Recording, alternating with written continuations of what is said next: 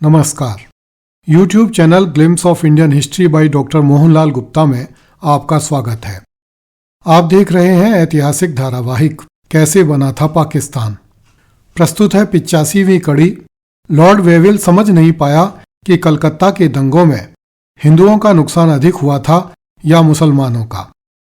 मित्रों, इस धारावाहिक में दी जा रही जानकारी का उद्देश्य भारत की आज़ादी के समय घटित घटनाओं को प्रत्येक भारतीय तक पहुंचाना है, ताकि हमें अपने इतिहास की सही जानकारी रहे और उससे सबक लेकर हम अपने देश को फिर कभी भी हिंसा की उस ज्वाला में झुलसने न दें जिस ज्वाला ने 1946 से लेकर 1948 तक की अवधि में कम से कम 5 लाख भारतीयों की जान ले ली थी। करोड़ों लोग बेघर हुए थे तथा बच्चों एवं स्त्रियों को भयानक संत्रास से गुजरना पड़ा था।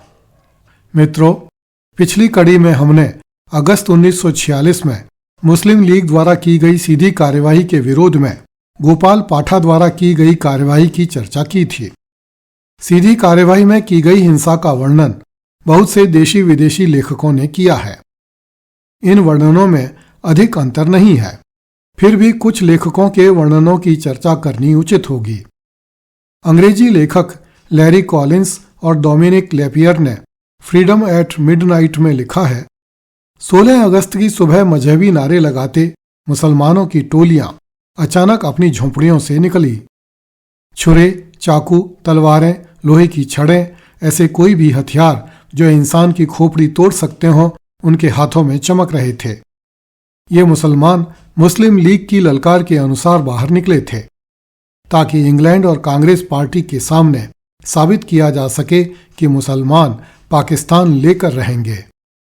कॉलिंस और लेपियर ने लिखा है, उन टोलियों ने जो भी हिंदू दिखाई दिया उसे मारकर शव शहर के खुले गटरों में फेंक दिए। पुलिस के हाथ पैर फूल गए। जल्दी ही शहर के दर्जनों स्थानों से काले धुएं के खंभे आकाश में उठ उठ कर डोलने लगे। हिंदुओं की बस्तियां खाक हो रही थीं। बाजार धू धू कर जल रहे थे। हिंदू क्यों पीछे रहते? उनकी भी टोलियों ने अपनी झोंपड़पट्टियों से निकलना और अपने दुश्मनों को मौत के घाट उतारना शुरू किया। शहर में 6000 लोग मारे गए। कॉलिंस और लेपियर ने लिखा है कि 21 अगस्त को लॉर्ड वेविल ने भारत सचिव पैथिक लॉरेंस को जानकारी भिजवाई कि वर्तमान अनुमान के अनुसार 3000 लोगों की जान जा चुकी है और 17000 लोग घायल हुए हैं। कॉलिंस और लेपियर लिखते हैं कि कांग्रेस पूरी तरह मान चुकी थी कि यह सारी गड़बड़ी बंगाल की मुस्लिम लीग सरकार की कारस्तानी है, लेकिन वायसराय वेविल को अभी तक इस आशय का कोई संतोषजनक प्रमाण नहीं मिल पाया था। शवों के बारे में उसका अनुमान यह था कि मारे गए लोगों में मुसलमानों की संख्या हिंदुओं के मुकाबले खासी ज्यादा है।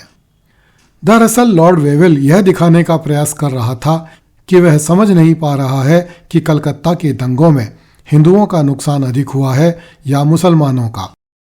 ब्रिटिश पत्रकार लियोनार्ड मोस्ले ने लिखा है कि 16 अगस्त 1946 की सुबह से 3 दिन बाद की शाम तक कलकत्ता में 6000 लोगों को मारपीट, खून खराबा, आग, छुरेबाजी और गोलियों से मौत के घाट उतारा गया। 20,000 महिलाओं के साथ बलात्कार हुआ अथवा वे जीवन भर के लिए अपंग बना दी गईं। सरकारी आंकड़ों के अनुसार इस अवधि में लगभग 5000 लोगों की जानें गईं। 15,000 घायल हुए तथा 10,000 लोग बेघर हुए। अगस्त के उत्तरार्ध में एक विदेशी संवाददाता ने मोहम्मद अली जिन्ना से कलकत्ता के नरसंहार के बारे में पूछा तो मोहम्मद अली जिन्ना ने बड़ी बेशर्मी से जवाब दिया, यदि कांग्रेस की सरकारें मुसलमानों का दमन और उत्पीड़न करती रहेंगी तो अशांति पर नियंत्रण पाना बहुत कठिन हो जाएगा। मेरी राय में पाकिस्तान की स्थापना करने के अतिरिक्त अब कोई विकल्प नहीं रह गया है। हम पाकिस्तान के गैर मुसलमानों और हिंदू जाति अल्पसंख्यकों की देखभाल करने की गारंटी लेते हैं। इनकी संख्या लगभग 2.5 करोड़ होगी। इनके हित की हर तरह से सुरक्षा की जाएगी। भारत को जल्दी से जल्दी सच्ची आज़ादी दिलाने और उपमहाद्वीप में रहने वाले सभी लोगों के कल्याण और खुशी का तरीका यही हो सकता है।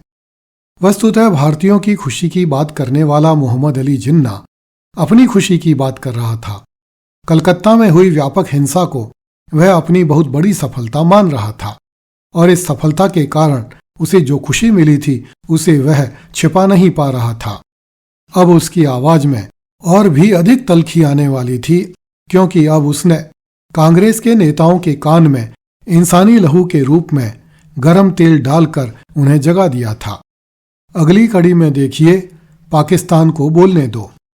कृपया इस चैनल को सब्सक्राइब करें तथा वीडियो को लाइक एवं शेयर करें। धन्यवाद। जय हिंद।